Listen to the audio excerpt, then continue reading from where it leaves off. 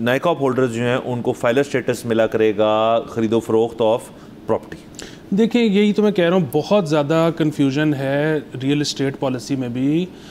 ये जो ऑफर्स सारी दी जा रही हैं, टैक्स कम किया जा रहा है या नॉन रेजिडेंट्स को फाइलर स्टेटस दिया जा रहा है, दिस इज़ फॉर बाइंग, ठीक है। अच्छा, अब इसका मतलब ये है कि कंसिडर ये किया जा रहा है कि हर बंदा जो प्रॉपर्टी ख़रीदता है वो एंड यूज़र होता है, उसने स्पेकुलेट नहीं करना होता, उसने सेविंग के तौर पे इस्तेमाल नहीं करना होता, उसने बेचना नहीं होता, क्योंकि इससे फ़ायदा तो क्या होगा। ये कोशिश की जा रही है कि डेवलपर्स, अथॉरिटीज़, हाउसिंग सोसाइटीज़ जो अभी नए अपने फेज़ बना रही है, बिल्डिंग्स बना रही है, वो बिक जाएं।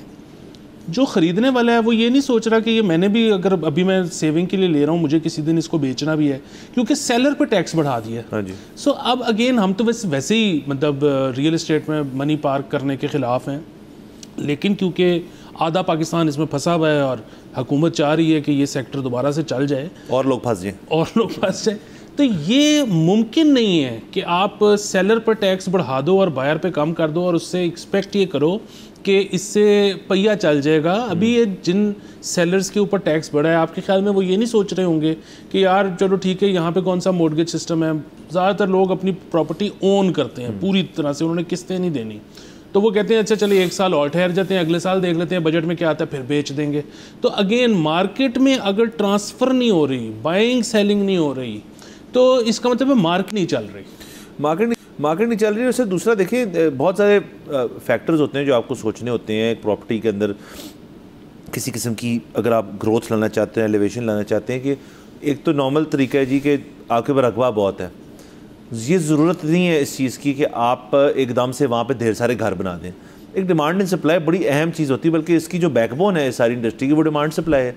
अब मैं समझता हूँ कि लाहौर के अंदर बहुत सारी ऐसी सोसाइटीज़ हैं जहाँ पे अब रेट बहुत बढ़ गए हैं, लेकिन वहाँ आबादी भी तो बहुत फैल गई है, वहाँ पे लोग रह रहे हैं, वहाँ पे कम्युनिटीज़ बन गई हैं, उन कम्युनिटीज़ के इर्द गिर्द कमर्शियल जोन्स बन गए, उन कमर्शियल जोन्स जो हैं उनके अंदर मज़ीद उनका इकोसिस्टम बन गए, इसलिए लोग वहाँ रहना चाहते हैं।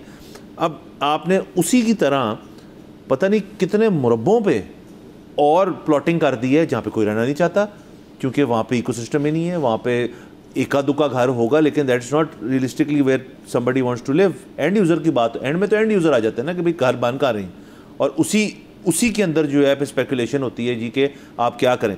जो आपने सिस्टम एक्चुअली बनाया हुआ है यहाँ पे वो है फाइल, अलॉटमेंट, प्लॉट, और बीच में कोई नई चीज़ भी आती है कि जो प्रॉब्लमेटिक अलॉटमेंट होती है, इसका कोई नया नाम उन्होंने बनाया। हाँ जी, एक इसमें एक होती है एलोकेशन भी अलग है, और फिर एक अनसक्सेसफुल फाइल भी है। तो इन सब के रेट बने हुए हैं। तो ये तो एक अजीब सा मजाक है ना कि आप हर चीज़ के अंदर स्पेकुलेट कर सकते हैं।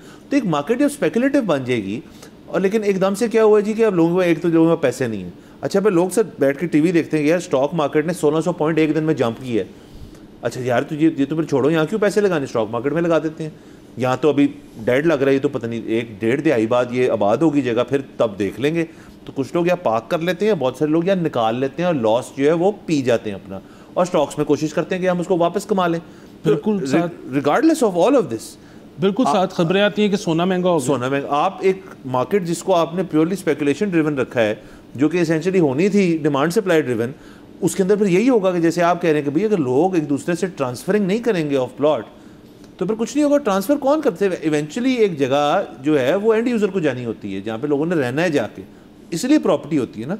हमने अजीब नया सिस्टम बनाया कि हम फाइल खेलेंगे उसके साथ, ये चल रहा है बड़ी देर से। देखें, बाहर ना होता ये है कि मसलन अमेरिका है, अमेरिका में प्रॉपर्टी की प्राइसेस अमूमी तौर पर कैसे वो सस्टेन करते हैं, वो सस्टेन ऐसे करते हैं कि वहाँ पर नया घर बनाने की इजाज़त ही नहीं होती जब तक आपको उसके लिए लाइसेंस अप्लाई करना पड़ता है कि जी मैं नई हाउसिंग यहाँ पे क्रिएट करना चाहता हूँ इस शहर में। अब फेयरफैक्स में उन्होंने जो है वो हज़ारों घर या फ्लैट्स बनाने की इजाज़त दी है। क्यों? क्योंकि पता लगा है कि अमेज़ॉन अपना हेड ऑफिस फेयरफैक्स लाने लगा। ठीक है, तो उनको ये पता लगा कि अच्छा यार, अगर हेड ऑफिस अमेज़ॉन का यहाँ आ जाएगा तो 50,000 लोगों की नौकरी होगी, उसमें से अगर 25,000 भी शहर के बाहर से आते हैं तो हमें हाउसिंग प्रोवाइड करनी पड़ेगी। जब तक ये इजाज़त नहीं मिली थी तब तक वहाँ पे क्योंकि नया घर बन ही नहीं रहा था, तो जो एग्जिस्टिंग घर थे उनकी प्राइस सस्टेन्ड थी। अच्छा, यहाँ पे पाकिस्तान में क्या है, जैसे आपने कहा कि कोई लाइसेंसिंग की ज़रूरत ही नहीं, अगर आज आपके पास रकबा है आप उसकी कटिंग करें और हाउसिंग सोसाइटी बना दें। अच्छा, तो होगा क्या फिर? कैसे सस्टेन? ज़रूरत तो है नहीं मज़ीद घरों की, कैसे सस्टेन करेगी प्राइस? क्योंकि लोग इस पे सट्टेबाजी कर रहे होंगे, लोग इस पे स्पेकुलेशन कर रहे होंगे, लोग इस पे बाइंग सेलिंग कर रहे होंगे, ट्रांसफर। जब किसी भी वजह से, चाहे स्टॉक मार्केट ने बेहतर परफॉर्म करना शुरू कर दिया है, गोल्ड ने बेहतर परफॉर्म करना शुरू कर दिया है, जंग लग गई है, मार्केट में कोई और वॉलेटिलिटी है, जो आपकी पॉलिटिकल सिचुएशन है वो स्टेबल नहीं, फॉर वट एवर रीज़न आपको अमेरिका ने ज़्यादा जो है वो इंटरेस्ट रेट देना शुरू कर दिया है, लोग जैसे ही पैसा निकालेंगे तो मार्केट कोलैप्स कर जाएगी। सो जब भी डिमांड और सप्लाई के अलावा किसी भी और चीज़ की वजह से एक कमोडिटी की प्राइस बढ़ रही है, वो जब भी उसमें से पैसा निकलेगा वो हमेशा नीचे आ जाएगी। सब्सक्राइब करें और बेल दबाएं ताकि कोई खबर रह न जाए।